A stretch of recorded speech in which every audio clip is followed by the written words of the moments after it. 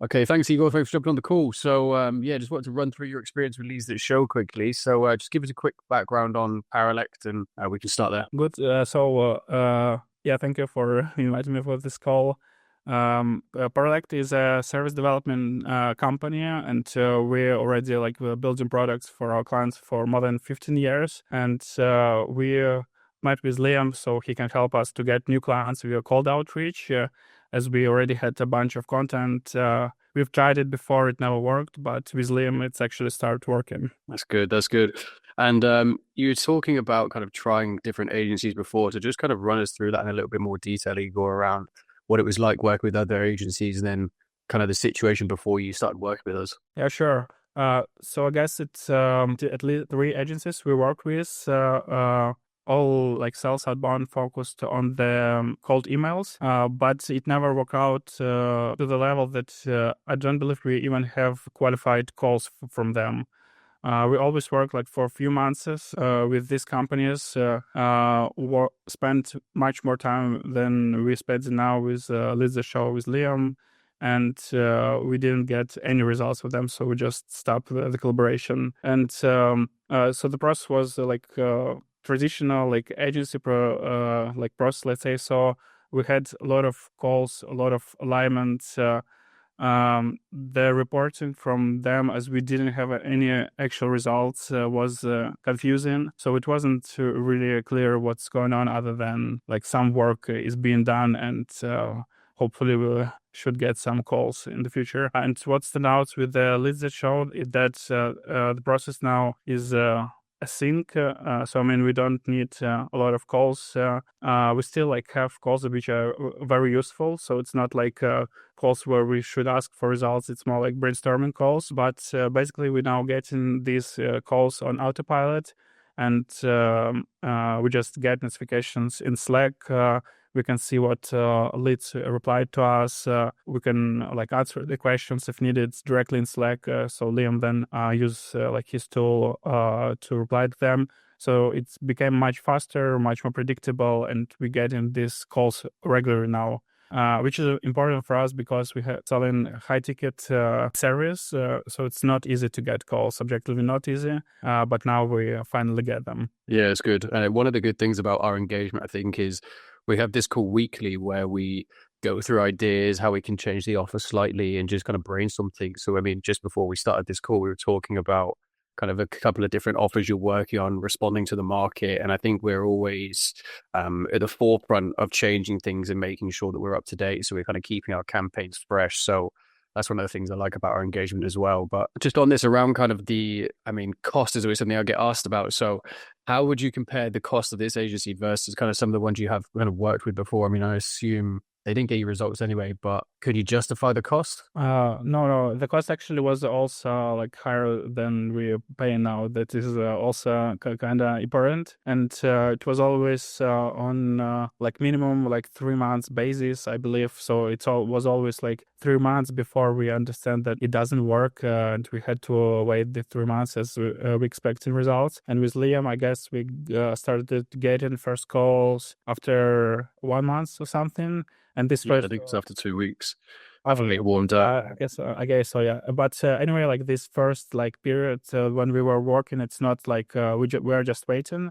Like Liam asked us to prepare some content, prepare some details, and what is great is that we actually use this content now for our outreach. It's not just like ignored because previously, I guess, like these also agencies, they were like following their process and they were ignoring our content, which doesn't make sense when you're selling like service like this. So I really like that emails are straight to the point. They mention numbers, they mention our actual client names, our actual projects. They are not salesy.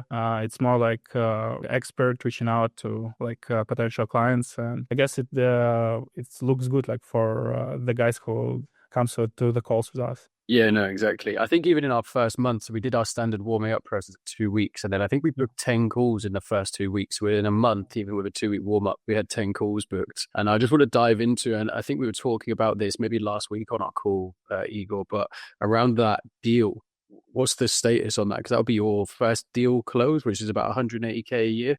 Yeah, so we now like scheduled follow-up calls with them, like with their client. So I guess yes, it's we're getting close, and it's normal that like sales cycle so takes like few months for us. Again, like with our high ticket service.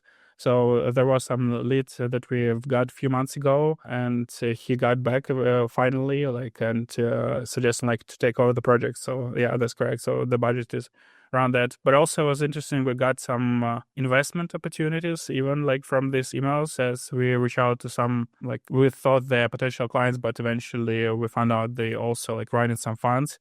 So it's also kind of interesting like thing to explore, and we've got their attention based on the copy of the email as it looks like pretty solid. To be specific, like we just mentioned that our founders raised grant in some like venture fund, and it catches like people attention, like people that we need. Yeah, exactly. And it's obviously you and Victoria, who's obviously not on the call, who's I think the chief growth officer, right? And you were CMO, now you're moving into the CTO role. So how much time were you spending on kind of lead generation internally, or even like booking meetings? Probably more towards Victoria than yourself before, but obviously now everything's done for you. So basically, we had an in-house team that was doing that, but we've never really were focused on emails. So it was like different channels, and email somehow was the most scary thing to try. Because it's actually like takes a lot of technical knowledge, like to warm up these inboxes to keep them alive. It takes a lot of like regular attention. I mean, we tried it manual, but never it worked in house. And we tried with our like lead gen like internal teams, but it never worked for us. So I'd say we spent a lot of time, but it got no results. Also, specifically like from email outreach. So the first time it's actually worked for us. No, perfect. And then just one final thing, just before we close off, is there anyone you'd recommend this service to? Sure, I would recommend definitely. So our own business is the like service business, again, like software development business. So any kind of service, I guess Lim is great here, especially if you have existing case studies, existing content, because without that, I guess it's hard to sell service. But from what we're discussing and talking, like I believe like Liam is really great in promoting any like B2B SaaS, as we're using the same principles for promoting our service. And as we build in B2B SaaS, I can also firmly say that Liam understands how the process works. So he really suggests really great additions to our campaigns and to our funnels. So a long story short, I would definitely recommend to early stage founders, but I'm not an early stage founder. So basically any kind of founders who probably already tried